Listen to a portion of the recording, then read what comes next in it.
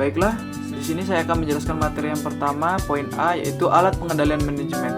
Di mana pengendalian manajemen adalah proses memastikan bahwa sumber daya organisasi digunakan secara efisien dan efektif untuk mencapai tujuan. Dalam proses ini, berbagai alat digunakan untuk membantu manajemen mengambil keputusan yang tepat.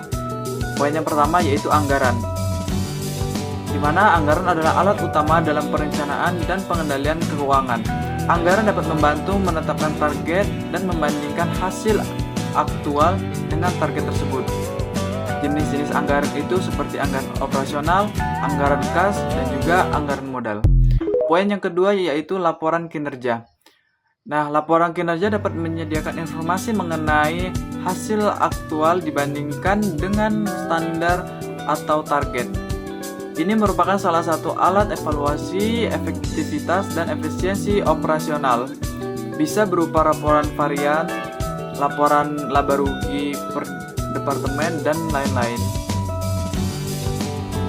Yang ketiga itu sistem pengukuran kinerja. Sistem pengukuran kinerja itu digunakan untuk menilai keberhasilan unit kerja atau individu. Yang keempat, analisis varians. Mengidentifikasi dan menganalisis penyimpangan antara hasil aktual dan dianggarkan berguna dalam mencari penyebab ketidaksesuaian kinerja. Yang kelima itu audit internal, pemeriksaan sistematis terhadap kegiatan organisasi untuk memastikan kepatuhan terhadap kebijakan dan prosedur, kemudian meningkatkan efisiensi dan mengurangi risiko dan penyalahgunaan. Baiklah, selanjutnya alat pengendalian manajemen yang keenam yaitu Sistem Informasi Manajemen atau SIM. Sistem Informasi Manajemen adalah alat untuk memberikan data dan informasi yang diperlukan untuk pengambilan keputusan.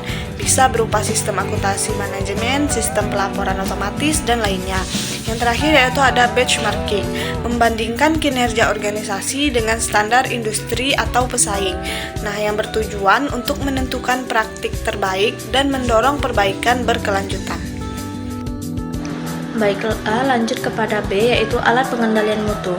Pengendalian mutu dalam manajemen pendidikan bertujuan untuk memastikan bahwa proses dan hasil pendidikan memenuhi standar kualitas yang telah ditetapkan. Pengendalian mutu ini penting untuk meningkatkan efektivitas, efisiensi, dan akuntabilitas institusi pendidikan. Yang pertama itu ada evaluasi diri sekolah. Evaluasi diri sekolah ini adalah alat yang digunakan untuk sekolah untuk menilai kekuatan dan kelemahan secara internal, yang bertujuan untuk menjadi dasar dalam penyusunan rencana perbaikan mutu. Komponen, standar nasional pendidikan SNP, indikator, capaian mutu, dan analisis SWOT. Nah, yang kedua itu ada supervisi akademik dan manajerial. Yang ini adalah kegiatan pembinaan yang dilakukan oleh pengawas sekolah atau kepala sekolah untuk memastikan kualitas proses pembelajaran dan pengelolaan sekolah, yang bertujuan untuk meningkatkan profesionalisme guru dan efektivitas manajemen, yaitu instrumen observasi kelas, wawancara, dan dokumen administrasi guru. Nah, yang ketiga itu ada rapor pendidikan. Ini adalah sistem pelaporan capaian mutu pendidikan yang berbasis data dari asesmen nasional, yang bertujuan untuk memberikan gambaran objektif terhadap capaian mutu tiap satuan pendidikan.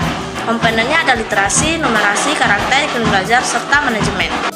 Baiklah, langsung saja materi selanjutnya yaitu Sistem Penjaminan Mutu Internal atau bisa disebut dengan SPMI. Nah, SPM ini yaitu sistem yang dikembangkan oleh sekolah secara mandiri untuk menjamin mutu pendidikan. Nah, selanjutnya itu adanya sistem penjaminan mutu eksternal atau bisa disebut dengan SPMA. Nah, SPMA ini yaitu penjaminan mutu yang dilakukan oleh lembaga luar satuan pendidikan. Contoh alatnya yaitu instrumen akreditasi sekolah atau madrasah. Nah, adapun fungsinya itu memberikan pengakuan resmi terhadap mutu satuan pendidikan. Yang selanjutnya 6 yaitu monitoring dan evaluasi atau MONEV. Adalah kegiatan sistematis yang untuk mengetahui kemajuan pelaksanaan program, bertujuan untuk menilai efektivitas, efisiensi, dan dampak dari program pendidikan. Instrumen seperti kuesioner, laporan pelaksanaan, wawancara, dan observasi. Yang terakhir yaitu yang ketujuh, laporan kinerja kepala sekolah atau LKKS dan PKKS adalah instrumen penilaian kinerja kepala sekolah sebagai pemimpin pembelajaran dan manajer sekolah, bertujuan untuk menilai efektivitas manajerial dan kepemimpinan kepala sekolah.